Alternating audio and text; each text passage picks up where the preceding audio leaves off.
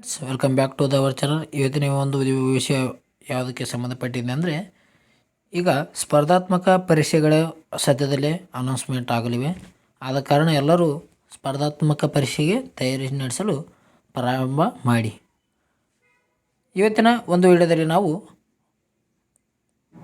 ಸ್ಪರ್ಧಾತ್ಮಕ ಪರೀಕ್ಷೆಯಲ್ಲಿ ಅಂದರೆ ಹಲವಾರು ಒಂದು ಪ್ರಶ್ನೆ ಪತ್ರಿಕೆಗಳಲ್ಲಿ ಕೇಳಿರುವಂಥ ಪ್ರಮುಖ ಪ್ರಶ್ನೆಗಳ ಬಗ್ಗೆ ಮಾಹಿತಿ ನೋಡೋಣ. ಮೊದಲನೇ ಪ್ರಶ್ನೆ, ಕಪ್ಪು ಮಣ್ಣು ಯಾವ ಬೆಳೆ ಬೆಳೆಯಲು ಹೆಚ್ಚು ಅನುಕೂಲ? ಕಪ್ಪು ಮಣ್ಣು ಯಾವ ಬೆಳೆ ಬೆಳೆಯಲು ಹೆಚ್ಚು ಅನುಕೂಲ ಅಂತ ಪ್ರಶ್ನೆ ಕೇಳ ನೋಡ್ರಿ. ಇದಕ್ಕೆ ಸರಿಯಾದ ಉತ್ತರ ಹತ್ತಿ ನೋಡ್ರಿ. ಹತ್ತಿ ಬೆಳೆಗೆ ಈ ಒಂದು ಕಪ್ಪು ಮಣ್ಣು ಅತಿ ಹೆಚ್ಚು ಸೂಕ್ತವಾಗಿರುತ್ತದೆ. ಯಾವ ಮಣ್ಣು? ಹತ್ತಿ ಮಣ್ಣು. ಹತ್ತಿ ಮಣ್ಣು ಈ ಒಂದು ಕಪ್ಪು ಮಣ್ಣಿಗೆ ಅತಿ ಹೆಚ್ಚು ಸೂಕ್ತವಾಗಿರುತ್ತದೆ.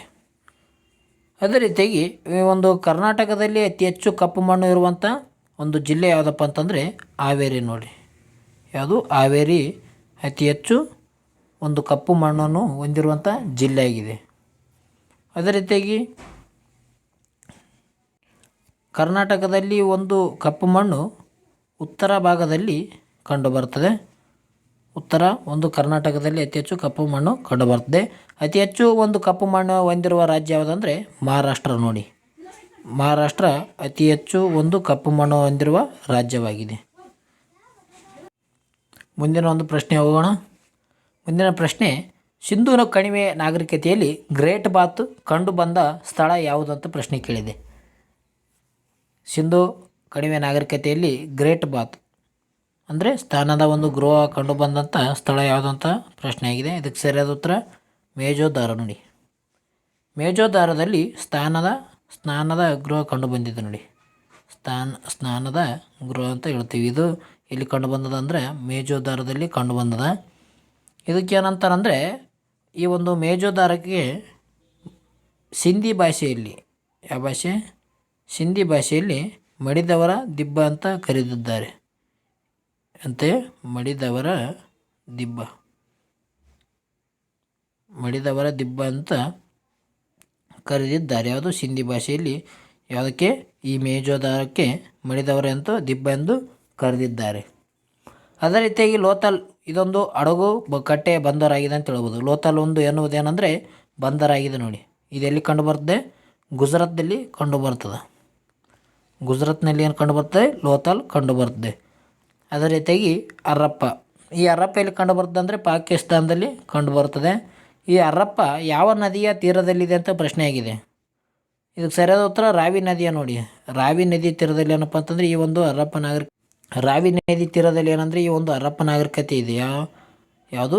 ರಾವಿ ನದಿ ತೀರದಲ್ಲಿ ಈ ಒಂದು ಹರಪ್ಪ ಕಂಡುಬರುವ ಸ್ಥಳ ಇದೆ. ಲೋಥಲ್ ಎಂಬುದು ಒಂದು ಬಂದರಾಗಿದೆ. ಇದು ಗುಜರಾತ್ನಲ್ಲಿ ಕಂಡುಬರ್ತದೆ. ಇದು ಮೇಜೋದಾರದಲ್ಲಿ ಗ್ರೇಟ್ ಬಾತ್ ಅಂತ ಕಂಡುಬರ್ತದೆ ನೋಡಿರಿ. ಅದೇ ರೀತಿಯಾಗಿ ಈ ಒಂದು ಧೋಲ್ವೇರದಲ್ಲಿ ಒಂದು ನೀರಿನ ಕೊಳ ಪತ್ತೆಯಾಗಿದೆ.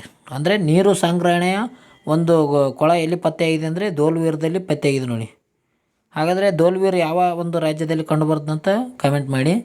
ಈ ಧೋಲ್ವೇರದಲ್ಲಿ ಏನು ಕಂಡುಬಂದಿದೆ ಅಂದರೆ ನೀರಿನ ಕೊಳ ಕಂಡುಬಂದಿದೆ ನೋಡಿ. ನೀರಿನ ಕೊಳ ಸಂಗ್ರಹಣ ಒಂದು ಕಂಡುಬಂದಿದೆ. ಮುಂದಿನ ಒಂದು ಪ್ರಶ್ನೆ ಹೋಗೋಣ. ಭಾರತದಲ್ಲಿ ತುರ್ತು ಪರಿಸ್ಥಿತಿ ಘೋಷಿಸಲು ಯಾವ ಕಲಂ ಅನ್ವಯವಾಗುತ್ತದೆ? ಈ ಒಂದು ತುರ್ತು ಪರಿಸ್ಥಿತಿಗೆ ಸಂಬಂಧಿಸಿದಂತೆ ಪ್ರಶ್ನೆ ಕೇಳಿದ್ದಾರೆ. ಇದಕ್ಕೆ ಸರಿಯಾದ ಉತ್ತರ 352. ಆಪ್ಷನ್ಸ್ ಡಿ ನೋಡಿ. ಭಾರತೀಯ ತುರ್ತು ಪರಿಸ್ಥಿತಿ ಘೋಷಿಸಲು ಯಾವ ಕಲಂ ಅಂದರೆ 352ನೇ ವಿಧಿ. ಇದು ರಾಷ್ಟ್ರೀಯ ತುರ್ತು ಪರಿಸ್ಥಿತಿಗೆ ಸಂಬಂಧಿಸಿದೆ ನೋಡಿ. ರಾಷ್ಟ್ರೀಯ ತುರ್ತು ಪರಿಸ್ಥಿತಿಗೆ ಸಂಬಂಧಿಸಿದೆ. ಅದೇ ರೀತಿಯಾಗಿ 356 ಕಲಂ 356 ಯಾವುದಕ್ಕೆ ಸಂಬಂಧಿಸಿದೆ ಅಂದರೆ ರಾಜ್ಯ ತುರ್ತು ಪರಿಸ್ಥಿತಿ ಅಂದರೆ ರಾಷ್ಟ್ರಪತಿ ಆಳ್ವಿಕೆ 356ನೇ ವಿಧಿಯ ಮೂಲಕ ನಡೆಸಲಾಗುತ್ತದೆ ನೋಡಿರಿ ರಾಜ್ಯ ತುರ್ತು ಪರಿಸ್ಥಿತಿ. ಅದೇ ರೀತಿಯಾಗಿ 360 ವಿಧಿ ಯಾವುದಕ್ಕೆ ಸಂಬಂಧಿಸಿದೆ ಅಂದರೆ ಹಣಕಾಸಿನ ತುರ್ತು ಪರಿಸ್ಥಿತಿ. ಯಾವುದು? ಹಣಕಾಸಿನ ತುರ್ತು ಪರಿಸ್ಥಿತಿ. ಈ ಮೂರು ಏನಪ್ಪ ಅಂತಂದರೆ ತುರ್ತು ಪರಿಸ್ಥಿತಿಗೆ ಸಂಬಂಧಿಸಿದಂಥ ವಿಧಿಗಳಾಗಿದ್ದಾವೆ ನೋಡಿ. ಇದು ಯಾವುದು? 352 ರಾಷ್ಟ್ರೀಯ ತುರ್ತು ಪರಿಸ್ಥಿತಿಗೆ ಸಂಬಂಧಿಸಿದೆ. 360 ಹಣಕಾಸಿನ ತುರ್ತು ಪರಿಸ್ಥಿತಿ, 356 ರಾಜ್ಯ ತುರ್ತು ಪರಿಸ್ಥಿತಿಗೆ ಸಂಬಂಧಿಸಿದಂತಾಗಿದೆ ನೋಡಿ. ಮುಂದಿನ ಒಂದು ಪ್ರಶ್ನೆ ನೋಡೋಣ. ಭಾರತದಲ್ಲಿ ಅತ್ಯಂತ ಹೆಚ್ಚು ಚಹಾ ಉತ್ಪಾದಿಸುವ ರಾಜ್ಯ ಯಾವುದು? ಈಗ ರಾಜ್ಯಗಳು ಅಂದರೆ ಅತಿ ಹೆಚ್ಚಾಗಿ ಚಹಾ ಉತ್ಪಾದನೆ ಮಾಡುವ ಒಂದು ರಾಜ್ಯ ಯಾವುದಂತ ಪ್ರಶ್ನೆ ಕೇಳ್ಯಾರ. ಇದಕ್ಕೆ ಸರಿಯಾದ ಉತ್ತರ ಆಪ್ಷನ್ಸ್ ಬಿ ನೋಡಿ, ಅಸ್ಸಾಂ ರಾಜ್ಯ. ಅಸ್ಸಾಂ ರಾಜ್ಯ ಏನಂದರೆ ಅತಿ ಹೆಚ್ಚು ಚಹಾವನ್ನು ಉತ್ಪಾದನೆ ಮಾಡುವಂಥ ರಾಜ್ಯ ಆಗಿದೆ. ಯಾವುದು? ಅಸ್ಸಾಂ. ಅಸ್ಸಾಂದ ಒಂದು ಡಾರ್ಜಿಲಿಂಗ್ ಏನಪ್ಪ ಅಂತಂದರೆ ಅತಿ ಹೆಚ್ಚು ಚಾಯ್ಗೆ ಪ್ರಸಿದ್ಧಿಯಾಗಿದೆ. ಡಾರ್ಜಿಲಿಂಗ್ ಎಂಬುದು ಏನಪ್ಪ ಅಂತಂದರೆ ಅತಿ ಹೆಚ್ಚು ಚಾಯ್ಗೆ ಪ್ರಸಿದ್ಧಿಯಾಗಿದೆ ಅಂತ ಹೇಳ್ತೀವಿ ನಾವು ಅಸ್ಸಾಂದಲ್ಲಿ.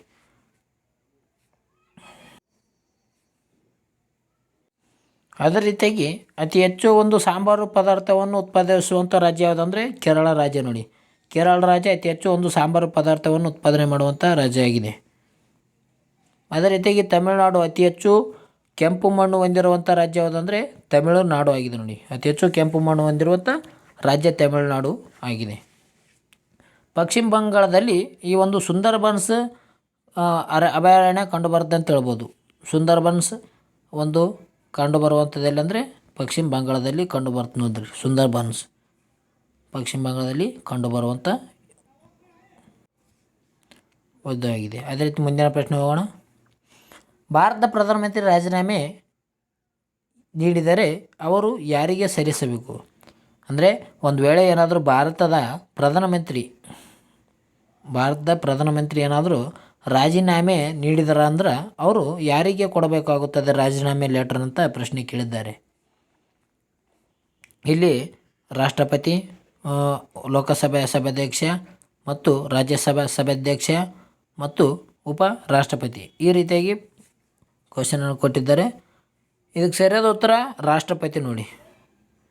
ಈ ಒಂದು ಭಾರತದ ಪ್ರಧಾನಮಂತ್ರಿ ಆಗಿರುವಂಥ ವ್ಯಕ್ತಿ ಈ ಒಂದು ರಾಷ್ಟ್ರಪತಿ ಅವರಿಗೆ ತಮ್ಮ ರಾಜೀನಾಮೆಯ ಪತ್ರವನ್ನು ನೀಡಬೇಕಾಗುತ್ತದೆ. ಪ್ರಸ್ತುತ ಪ್ರಧಾನಮಂತ್ರಿ ಯಾರಂದರೆ ನರೇಂದ್ರ ಮೋದಿ ಇದ್ದಾರೆ. ಪ್ರಸ್ತುತ ರಾಷ್ಟ್ರಪತಿ ಯಾರಂದರೆ ದ್ರೌಪದಿ ಮುರ್ಮು. ದ್ರೌಪದಿ ಮುರ್ಮು ಅವರು ಇವರೊಂದು ಬುಡಕಟ್ಟಿಗೆ ಸಂಬಂಧಿಸಿದಂಥ ಮಹಿಳೆ ಆಗಿದ್ದಾರೆ.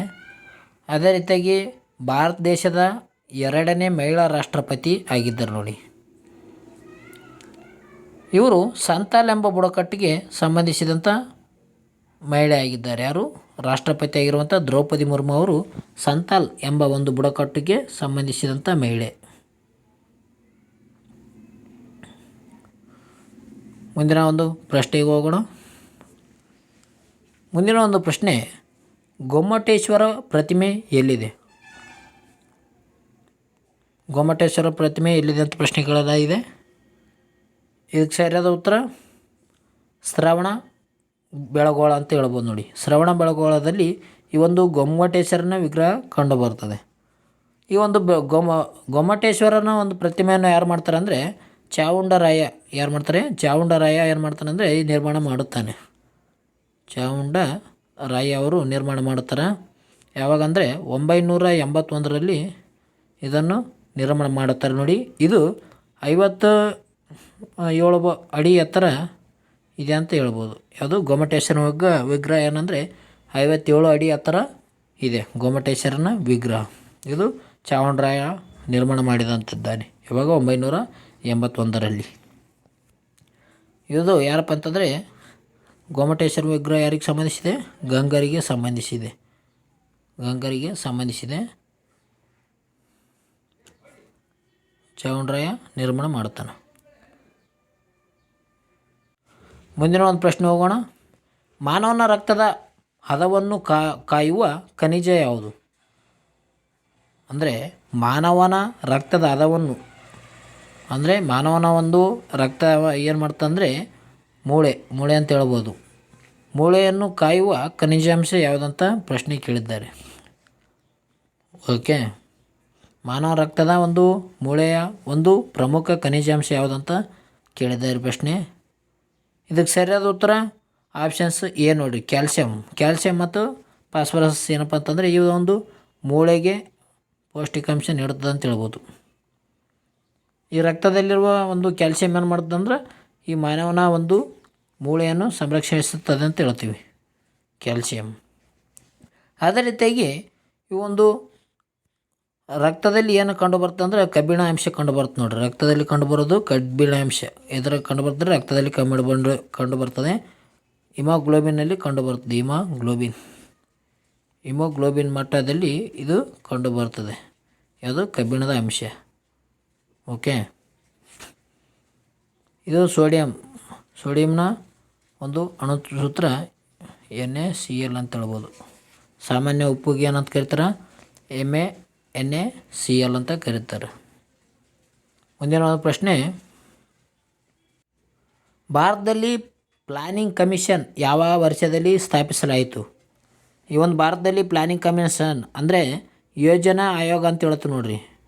ಯೋಜನಾ ಆಯೋಗ, ಯೋಜನಾ ಮಂಡಳಿ ಅಂತ ಹೇಳ್ಬೋದು. ಯೋಜನೆ ಆಯೋಗ, ಪ್ಲಾನಿಂಗ್ ಕಮಿಷನ್ ಅಂತ ಹೇಳ್ತೀವಿ. ಯಾವಾಗ ಸ್ಥಾಪಿಸಲಾಯಿತು ಅಂತ ಪ್ರಶ್ನೆ ಕೇಳಿದ್ದಾರೆ. ಇದಕ್ಕೆ ಸರಿಯಾದ ಉತ್ತರ ಆಪ್ಷನ್ ಸಿ 1950ರಲ್ಲಿ. 1950ರಲ್ಲಿ ಏನು ಮಾಡ್ತಾರೆ ಅಂದರೆ 1950ರಲ್ಲಿ ಈ ಯೋಜನಾ ಆಯೋಗವನ್ನು ಸ್ಥಾಪನೆ ಮಾಡ್ತಾರೆ. ಯೋಜನೆ ಆಯೋಗ ಸ್ಥಾಪನೆ ಮಾಡ್ತಾರೆ. ಇದನ್ನು ಪ್ರಧಾನಿ ನರೇಂದ್ರ ಮೋದಿಯವರು ಏನು ಮಾಡ್ತಾರೆ ಅಂದರೆ 2015ರಲ್ಲಿ ನೀತಿ ಆಯೋಗ ಅಂತ ಪರಿವರ್ತನೆ ಮಾಡ್ತಾರೆ. ಹೆಸರು ಬದಲಾವಣೆ, ನೀತಿ ಆಯೋಗ ಅಂತ ಏನು ಮಾಡ್ತಾರೆ? ಹೆಸರು ಬದಲಾವಣೆ ಮಾಡುತ್ತಾರೆ. ನೀತಿ ಆಯೋಗ 2015 ಜನವರಿ 1ನೇ ತಾರೀಕು ಏನು ಮಾಡ್ತಾರೆ? ನೀತಿ ಆಯೋಗ ಒಂದು ಬದಲಾವಣೆ ಮಾಡುತ್ತಾರೆ. ನೀತಿ ಆಯೋಗದ ಒಂದು ಅಧ್ಯಕ್ಷರು ಯಾರು ಇರ್ತಾರೆ ಅಂದರೆ ಪ್ರಧಾನಮಂತ್ರಿ ಇರ್ತಾರೆ ನೋಡ್ರಿ. ಪ್ರಧಾನಮಂತ್ರಿ ಏನಿರ್ತಾರೆ? ನೀತಿ ಆಯೋಗದ ಒಂದು ಅಧ್ಯಕ್ಷರಾಗಿರ್ತಾರೆ. ಓಕೆ. ಪ್ರಸ್ತುತ ಒಂದು ನೀತಿ ಆಯೋಗದ ಉಪಾಧ್ಯಕ್ಷರು ಯಾರಿದ್ದಾರೆ ಅಂತ ಕಮೆಂಟ್ ಮಾಡಿ. ಓಕೆ. ಪ್ರಧಾನಮಂತ್ರಿ ಒಂದು ಏನಪ್ಪ ಅಂತಂದ್ರೆ ನೀತಿ ಆಯೋಗದ ಅಧ್ಯಕ್ಷರಾಗಿರ್ತಾರೆ. ಈಗ ಇರುವಂಥ ಅದೇ ರೀತಿಯಾಗಿ ಉಪಾಧ್ಯಕ್ಷ, ಇವರ ಕೆಳಗಿನ ಒಂದು ಸ್ಥಾನ ಉಪಾಧ್ಯಕ್ಷರು ಯಾರಿದ್ದಾರಂತ ಕಮೆಂಟ್ ಮಾಡಿ. ಓಕೆ. 1951 ಇಲ್ಲಿ 1951ರಲ್ಲಿ ಏನಪ್ಪ ಅಂತಂದರೆ ಸಾರ್ವತ್ರಿಕ ಚುನಾವಣೆ ನಡೀತು ನೋಡಿರಿ. ಭಾರತದಲ್ಲಿ ನಡೆದಂಥ ಸಾರ್ವತ್ರಿಕ ಚುನಾವಣೆ ಯಾವಾಗ? 1951ರಲ್ಲಿ. ಓಕೆ. ಮುಂದಿನ ಒಂದು ಪ್ರಶ್ನೆ ಹೋಗೋಣ. ಮಾನವ ದೇಹದ ಅತಿ ದೊಡ್ಡ ಅಂಗ ಯಾವುದು? ಇದಕ್ಕೆ ಸರಿಯಾದ ಉತ್ತರ ಆಪ್ಷನ್ಸ್ ಹೃದಯ, ಚರ್ಮ, ಯಕೃತ್, ಮೆದುಳು. ಆಪ್ಷನ್ಸ್ ಬಿ ಸರಿಯಾದ ಉತ್ತರ ಆಗಿದೆ ನೋಡಿ, ಚರ್ಮ. ಮಾನವನ ದೇಹದ ಅತಿ ದೊಡ್ಡ ಅಂಗ ಯಾವುದಂದರೆ ಚರ್ಮ ಆಗಿದೆ. ಓಕೆ. ಅತಿ ದೊಡ್ಡ ಅಂಗ ಚರ್ಮ ಆಗಿದೆ ನೋಡಿ. ಚರ್ಮದ ಬಣ್ಣಕ್ಕೆ ಕಾರಣ ಏನಪ್ಪ ಅಂತಂದರೆ ಮೆಲನಿನ್ ನೋಡಿ. ಮೆಲನಿನ್ ಚರ್ಮದ ಒಂದು ಬಣ್ಣಕ್ಕೆ ಕಾರಣ ಮೆಲನಿನ್ ಆಗಿದೆ. ಅದರ ಜೊತೆಗೆ ಹೃದಯ, ಈ ಹೃದಯಕ್ಕೆ ಸಂಬಂಧಿಸಿದಂತೆ ಮಾಹಿತಿ ನೋಡೋದಾದರೆ ಹೃದಯ ಮಾನವನಲ್ಲಿ 4 ಕೋಣೆಯನ್ನು ಹೊಂದಿದೆ. 4 ಕೋಣೆಯನ್ನು ಹೊಂದಿದೆ ಮಾನವನ ಹೃದಯ. ಹೃದಯದ ಬಗ್ಗೆ ಅಧ್ಯಯನ ಕಾರ್ಡಿಯಾಲಜಿ ಅಂತ ಕರೆಯುತ್ತಾರೆ ನೋಡಿ. ಅದೇ ರೀತಿಯಾಗಿ ಲಿವರ್ ಅಂದರೆ ಯಕೃತ್ ಬಗ್ಗೆ ನೋಡೋದಾದರೆ ಮಾನವನ ಒಂದು ಅತಿ ದೊಡ್ಡ ಗ್ರಂಥಿ ಯಾವುದಂದರೆ ಲಿವರ್ ಆಗಿದೆ ನೋಡಿ, ಯಕೃತ್. ಮಾನವನ ಅತಿ ದೊಡ್ಡ ಗ್ರಂಥಿ ಯಾವುದಂದರೆ ಲಿವರ್, ಯಕೃತ್. ಮುಂದಿನ ಒಂದು ಪ್ರಶ್ನೆ ಹೋಗೋಣ. ಗಂಗೋತ್ರಿ ಹಿಮನದಿ ಯಾವ ನದಿಯ ಮೂಲವಾಗಿದೆ? ಗಂಗೋತ್ರಿ ಹಿಮನದಿ ಯಾವ ನದಿಯ ಮೂಲ ನದಿಯಾಗಿದೆ? ಇದಕ್ಕೆ ಸರಿಯಾದ ಉತ್ತರ ಆಪ್ಷನ್ ಸಿ ಗಂಗಾ ನದಿ ನೋಡಿರಿ. ಗಂಗೋತ್ರಿ ಹಿಮನದಿ ಗಂಗಾ ನದಿಯ ಒಂದು ಮೂಲವಾಗಿದೆ ನೋಡಿ. ಮುಂದಿನ ಒಂದು ಪ್ರಶ್ನೆ ಹೋಗೋಣ. ಮುಂದಿನ ಒಂದು ಪ್ರಶ್ನೆ, ಮೊಟ್ಟ ಮೊದಲ ಬಾರಿಗೆ ಡಿವೈಡ್ ಆ್ಯಂಡ್ ರೂಲ್ ನೀತಿ ಅನುಸರಿಸಿದವರು ಯಾರು? ಡಿವೈಡ್ ಆ್ಯಂಡ್ ರೂಲ್ ನೀತಿಯನ್ನು ಅನುಸರಿಸಿದಂಥ ವ್ಯಕ್ತಿ ಯಾರಂತ ಪ್ರಶ್ನೆಯನ್ನು ಕೇಳಿದ್ದಾರೆ. ಇದರಲ್ಲಿ ಆಪ್ಷನ್ಸ್ ನೋಡ್ರಿ, ಲಾರ್ಡ್ ವೆಲ್ಲೆಸ್ಲಿ ಅಂತ ಕೊಟ್ಟಿದ್ದಾರೆ, lord Dalhousie, lord Curzon, lord Macaulay. 4 ರೀತಿಯಾಗಿ ಆಪ್ಷನ್ಸ್ ಕೊಟ್ಟಿದ್ದಾರೆ. ಇದಕ್ಕೆ ಸರಿಯಾದ ಉತ್ತರ ಅಂತ ನೋಡೋದಾದರೆ ಲಾರ್ಡ್ ಕರ್ಜನ್ ನೋಡಿ. ಲಾರ್ಡ್ ಕರ್ಜನ್ ಏನು ಮಾಡ್ತಾರೆ ಅಂದರೆ ಡಿವೈಡ್ ಆ್ಯಂಡ್ ರೂಲ್ ಎಂಬ ನೀತಿಯನ್ನು ಅನುಸರಣೆ ಮಾಡ್ತಾನೆ. ಯಾವಾಗ ಅಂತ ನೋಡೋದಾದರೆ 1905ರಲ್ಲಿ ಅಕ್ಟೋಬರ್ 16ನೇ ತಾರೀಕು ಏನು ಮಾಡ್ತಾನೆ ಅಂದರೆ ಲಾರ್ಡ್ ಡಾಲೌಸಿ ಈ ಒಂದು ಪೂರ್ವ ಬಂಗಾಳ ಮತ್ತು ಪೂರ್ವ ಭಾರತ, ಪಶ್ಚಿಮ ಭಾರತ ಅಂತ 2 ಭಾರತವಾಗಿ ಇಬ್ಬಾಗ ಮಾಡ್ತಾನೆ. ಎರಡು ಭಾಗವಾಗಿ ಇಬ್ಬಾಗ ಮಾಡ್ತಾನೆ. ಹಿಂದೂ ಮುಸ್ಲಿಂ ಎಂಬ ಒಂದು ವಿರೋಧ ವ್ಯಕ್ತಪಡಿಸ್ಬೋದು ಇಲ್ಲಿ. 1905 ಅಕ್ಟೋಬರ್ 16ನೇ ತಾರೀಕು. ಯಾರು? Lord Curzon. ಲಾರ್ಡ್ ಕರ್ಜನ್ ಪೂರ್ವ ಭಾರತ ಮತ್ತು ಪಶ್ಚಿಮ ಭಾರತ ಅಂತ ಎರಡು ಭಾಗವಾಗಿ ಮಾಡ್ತಾನೆ. ಆ ಒಂದು ಸಮಯದಲ್ಲಿ ಏನು ಮಾಡ್ತಾರೆ ಅಂದರೆ ಹಿಂದೂ ಮತ್ತು ಮುಸ್ಲಿಮರು ರಾಖಿ ಒಂದು ಆಚರಣೆ ಮಾಡುವ ಮೂಲಕ ತಮ್ಮ ಒಂದು ಸ್ನೇಹ ಸೌಂದರ್ಯತೆಯನ್ನು ಕಾಣುತ್ತಾರೆ ಅಂತ ಹೇಳ್ತೀವಿ ನಾವು. ಯಾವಾಗ ರಾಖಿ ಹಬ್ಬವನ್ನು ಆಚರಣೆ ಮಾಡ್ತಾರೆ, ಯಾರು ರಾಖಿ ಹಬ್ಬವನ್ನು ಯಾರು ಆಚರಣೆ ಮಾಡ್ತಾರೆ, ಹಿಂದೂ ಮತ್ತು ಮುಸ್ಲಿಮರು ಏನು ಮಾಡ್ತಾರೆ ಅಂದರೆ ರಾಖಿ ಆಚರಣೆ ಮಾಡ್ಕೊತಾರೆ ಅವ್ರವ್ರ ಕಟ್ಟಿಗೊಂದು ಕೈಗೆ. ಓಕೆ, ಡಿವೈಡ್ ಆಫ್ ರೂಲ್ ಯಾರು ತರ್ತಾರೆ, ಲಾರ್ಡ್ ಕರ್ಜನ್ ನೋಡ್ರಿ, 1905 ಅಕ್ಟೋಬರ್ 16ನೇ ತಾರೀಕು. ಓಕೆ, ಅದೇ ರೀತಿಯಾಗಿ ಲಾರ್ಡ್ ಡೌಲಸಿ ದತ್ತು ಮಕ್ಕಳಿಗೆ ಹಕ್ಕಿಲ್ಲ ಎಂಬ ಒಂದು ಹಕ್ಕನ್ನು ಜಾರಿ ತಂದಂಥ ವ್ಯಕ್ತಿ ಇದ್ದಾನೆ. ದತ್ತು ಮಕ್ಕಳಿಗೆ ಹಕ್ಕಿಲ್ಲಂತ ಹಕ್ಕು, ದತ್ತು ಮಕ್ಕಳಿಗೆ ಹಕ್ಕಿಲ್ಲಂತ ಒಂದು ನೀತಿಯನ್ನು ಜಾರಿ ತಂದವರು ಯಾರಂದರೆ ಲಾರ್ಡ್ ಡಾಲೋಸಿ. ಯಾವಾಗ 1848ರಲ್ಲಿ ಏನೋ ಜಾರಿ ಮಾಡ್ತಾನೆ. ಏನೋ ಲಾರ್ಡ್ ಡಾಲೋಸಿ ದತ್ತು ಮಕ್ಕಳಿಗೆ ಹಕ್ಕಿಲ್ಲ ಎಂಬ ಒಂದು ನೀತಿಯನ್ನು ಜಾರಿ ಮಾಡ್ತಾನೆ. ಅದೇ ರೀತಿಯಾಗಿ ಲಾರ್ಡ್ ವೆಲ್ಲೆಸ್ಲಿ ಇವನೇನು ಮಾಡ್ತಾನಂದರೆ ಸಹಾಯಕ ಸೈನ್ಯ ಪದ್ಧತಿಯನ್ನು ಜಾರಿ ಮಾಡಿದಂಥ ಒಂದು ವಯಸ್ಸರಾಯ ಲಾರ್ಡ್ ವೆಲ್ಲೆಸ್ಲಿ ಆಗಿದ್ದಾನೆ. ಇವನನ್ನು ಬಂಗಾಳದ ಸಿಂಹ ಎಂದು ಕರೀತಾರೆ ನೋಡ್ರಿ. ಲಾರ್ಡ್ ವೆಲ್ಲೆಸ್ಲಿ ಕರೆಯಲ್ಲ, ಬಂಗಾಳ ಸಿಂಹ ಅಂತ. ಲಾರ್ಡ್ ವೆಲ್ಲೆಸ್ಲಿ ಏನಪ್ಪ ಅಂತಂದರೆ ಸಹಾಯಕ ಸೈನ್ಯ ಪದ್ಧತಿಯನ್ನು ಯಾವಾಗ ಜಾರಿ ಮಾಡ್ತಾನೆ, 1798ರಲ್ಲಿ ಜಾರಿ ಮಾಡ್ತಾನೆ ಲಾರ್ಡ್ ವೆಲ್ಲೆಸ್ಲಿ. ಅದೇ ರೀತಿಯಾಗಿ ಈ ಒಂದು ಟಿಪ್ಪು ಸುಲ್ತಾನನ ವಿರುದ್ಧ ಒಂದು ಕೊನೆಯ ಬಾರಿ 4ನೇ ಆಂಗ್ಲೋ ಮೈಸೂರು ಯುದ್ಧವನ್ನು ಆಡಿದಂಥ ವ್ಯಕ್ತಿ ಯಾರಂದರೆ ಲಾರ್ಡ್ ವೆಲ್ಲೆಸ್ಲಿ. 1799ರಲ್ಲಿ ಏನು ಮಾಡ್ತಾನಂದರೆ ಟಿಪ್ಪುವಿನ ಒಂದು ಅರಮನೆ ಹತ್ರ ಆಕ್ರಮಣ ಮಾಡಿಗೆಸಿಂದ ಟಿಪ್ಪುಗೆ ಮರಣ ಮಾಡ್ತಾನೆ. ಯಾರು? Lord Wellesley. ಅದೇ ರೀತಿಯಾಗಿ ಲಾರ್ಡ್ ಮೆಕಾಲೆ ಅಂತ ಹೇಳ್ಬೋದು.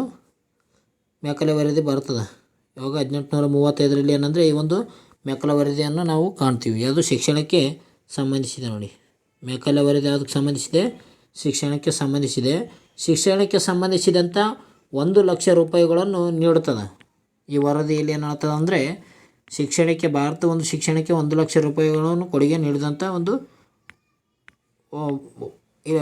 ಸಮಿತಿ ಆಗಿದೆ ಅಂತ ಹೇಳ್ತೀವಿ. ಮುಂದಿನ ಪ್ರಶ್ನೆ, ರಾಜ್ಯದ ನೀತಿ ನಿರ್ದೇಶಕ ತತ್ವಗಳು ಯಾವ ದೇಶದ ಸಂವಿಧಾನದಿಂದ ಪಡೆದಿದ್ದು? ರಾಜ್ಯ ನೀತಿ ನಿರ್ದೇಶಕ ತತ್ವಗಳನ್ನು ಯಾವ ದೇಶದಿಂದ ಪಡೆಯಲಾಗಿದೆ ಅಂತ ಪ್ರಶ್ನೆ ಕೇಳಿದ್ದಾರೆ. ಇದಕ್ಕೆ ಸರಿಯಾದ ಉತ್ತರ ಆಪ್ಷನ್ಸ್ ಕೊಟ್ಟಿದ್ದಾರೆ ನೋಡಿ. America, Ireland, Britain, France. ಇದಕ್ಕೆ ಸರಿಯಾದ ಉತ್ತರ ಆಪ್ಷನ್ಸ್ ಬಿ ನೋಡಿ, ಐರ್ಲ್ಯಾಂಡ್ ದೇಶ. ಭಾರತದ ಸಂವಿಧಾನದಲ್ಲಿರುವಂಥ ಒಂದು ರಾಜ್ಯ ನೀತಿ ನಿರ್ದೇಶಕ ತತ್ವಗಳು ಯಾವ ಸಂವಿಧಾನದಿಂದ ಬಂದವು ಅಂದರೆ ಐರ್ಲ್ಯಾಂಡ್ ಸಂವಿಧಾನದಿಂದ ಎರವಲು ಪಡೆಯಲಾಗಿದೆ. ಭಾರತ ಸಂವಿಧಾನದ 36ನೇ ವಿಧಿಯಿಂದ 51ನೇ ವಿಧಿಯವರೆಗೆ ಏನಪ್ಪ ಅಂತಂದರೆ ಈ ಒಂದು ರಾಜ್ಯ ನೀತಿ ನಿರ್ದೇಶಕ ತತ್ವಗಳಿಗೆ ಸಂಬಂಧಿಸಿದಂತೆ ಇದ್ದೇವೆ. ಯಾವುದು? ಐರ್ಲ್ಯಾಂಡ್ ಸಂವಿಧಾನದಿಂದ ರಾಜ್ಯ ನಿರ್ದೇಶಕ ತತ್ವಗಳಿದ್ದಾವೆ. ಅಂದರೆ DPSP ಅಂತ ಹೇಳ್ತೀವಿ ನೋಡಿ, directive principle state policy, DPSP. ಇವು 36ರಿಂದ 51ನೇ ವಿಧಿಯವರೆಗೂ ಇದ್ದಾವೆ. ಇದನ್ನು ಐರ್ಲ್ಯಾಂಡ್ ದೇಶದಿಂದ ಎರವಲು ಪಡೆಯಲಾಗಿದೆ. ಓಕೆ, ಮುಂದಿನ ಪ್ರಶ್ನೆ, DNA ಆಕಾರವನ್ನು ಯಾರು ಕಂಡುಹಿಡಿದರು? ಈ ಒಂದು DNA ಆಕಾರವನ್ನು ಕಂಡುಹಿಡಿದಂಥ ವ್ಯಕ್ತಿ ಯಾರಂತ ಪ್ರಶ್ನೆ ಕೇಳಿದ್ದಾರೆ. ಇದಕ್ಕೆ ಸರಿಯಾದ ಉತ್ತರ ಆಪ್ಷನ್ಸ್ ಕೊಟ್ಟಿದ್ದಾರೆ ನೋಡಿ. ವಾಟ್ಸನ್ ಮತ್ತು ಕ್ರಿಕ್, ಡಾರ್ವಿನ್, ಮೆಂಡಲ್, ರಾಬರ್ಟ್ ಹುಕ್. ಈ ರೀತಿಯಾಗಿ ಆಪ್ಷನ್ಸ್ ಕೊಟ್ಟಿದ್ದಾರೆ. ಇದಕ್ಕೆ ಸರಿಯಾದ ಉತ್ತರ ಆಪ್ಷನ್ಸ್ ಎ ನೋಡಿ, ವಾಟ್ಸನ್ ಮತ್ತು ಕ್ರಿಕ್. ಇವರು ಏನು ಮಾಡ್ತಾರೆ ಅಂದರೆ 1953ರಲ್ಲಿ ಈ ಒಂದು ವಾಟ್ಸನ್ ಮತ್ತು ಕ್ರಿಕ್ ಏನು ಮಾಡ್ತಾರೆ ಅಂದರೆ DNA ಆಕಾರವನ್ನು ಕಂಡು ಹಿಡಿತಾರೆ. ಅದೇ ರೀತಿಯಾಗಿ ಆವರ್ತಕ ಕೋಷ್ಟಕವನ್ನು ತಯಾರಿಸಿದಂಥ ವ್ಯಕ್ತಿ ಯಾರಪ್ಪ ಅಂತಂದರೆ ಮೆಂಡಲ್ ನೋಡಿ. ಆವರ್ತಕ ಒಂದು ಕೋಷ್ಟಕ್ಕೆ ಸಂಬಂಧಿಸಿದಂಥ ವ್ಯಕ್ತಿ ಯಾರು? ಮೆಂಡಲ್. ಮುಂದಿನ ಒಂದು ಪ್ರಶ್ನೆ ಹೋಗೋಣ. ಇವತ್ತಿನ ಒಂದು ಪ್ರಶ್ನೆ ಕೊನೆಯ ಪ್ರಶ್ನೆ ಆಗಿದೆ ನೋಡಿ. ಭಾರತದ ಸಂಸತ್ತಿನ ಮೇಲ್ಮನೆ ಯಾವುದು? ಅಂದರೆ ಭಾರತದ ಒಂದು ಸಂಸತ್ತಿನ ಮೇಲ್ಮನೆ ಯಾವುದಂತ ಪ್ರಶ್ನೆಯನ್ನು ಕೇಳಲಾಗಿದೆ. ಈ ಒಂದು ಉತ್ತರವನ್ನು ನೀವೇನು ಮಾಡ್ಬೇಕಂದ್ರೆ ಕಮೆಂಟ್ ಮೂಲಕ ನಮಗೆ ತಿಳಿಸ್ಬೇಕು. ಓಕೆ, ಕಮೆಂಟ್ ಮೂಲಕ ನೀವನ್ನು ಈ ಒಂದು ಉತ್ತರವನ್ನು ತಿಳಿಸಿ. Comment please. ಭಾರತದ ಸಂಸತ್ತಿನ ಮೇಲ್ಮನೆ ಎಂದು ಯಾವುದನ್ನು ಕರೀತಾರೆ? ಕಮೆಂಟ್ ಮೂಲಕ ತಿಳಿಸಿ. ಅದೇ ರೀತಿಯಾಗಿ ಈ ವಿಡಿಯೋ ನಿಮ್ಗೆ ಏನಾದರೂ ಇಷ್ಟ ಆಗಿತ್ತು ಅಂದರೆ ಬೇಗನೆ ನಮ್ಮ ಚಾನಲ್ಗೆ ಹೊಸಬ್ರು ಇದ್ದರೆ ಬೇಗನೆ ಸಬ್ಸ್ಕ್ರೈಬ್ ಮಾಡಿಕೊಳ್ಳಿ. ಅದೇ ರೀತಿಯಾಗಿ ನಮ್ಮ ಚಾನಲನ್ನು ಲೈಕ್ ಮಾಡಿ, ಶೇರ್ ಮಾಡಿ. ಅಂತ ಹೇಳುತ್ತಾ ಇವತ್ತಿನ ಈ ಒಂದು ವಿಡಿಯೋನ ಮುಕ್ತಾಯ ಮಾಡೋಣ. ಇದೇ ರೀತಿಯಾಗಿ ನಾವು ದಿನನಿತ್ಯ ಒಂದು ಪ್ರಶ್ನೆಗಳನ್ನು ತರ್ತಾ ಇರೋಣ ಅಂತ ಹೇಳುತ್ತಾ ಈ ವಿಡಿಯೋನ ಇಲ್ಲಿಗೆ ಮುಕ್ತಾಯ ಮಾಡೋಣ. ಓಕೆ ಫ್ರೆಂಡ್ಸ್, ಬಾಯ್, ಟೇಕ್ ಕೇರ್. ನಿಮ್ಮ ಫ್ರೆಂಡ್ಸ್ಗಳು ಕೂಡ ಈ ಒಂದು ವಿಡಿಯೋನ ಶೇರ್ ಮಾಡಿ. ಬಾಯ್ ಫ್ರೆಂಡ್ಸ್ ಎಲ್ಲರಿಗೂ.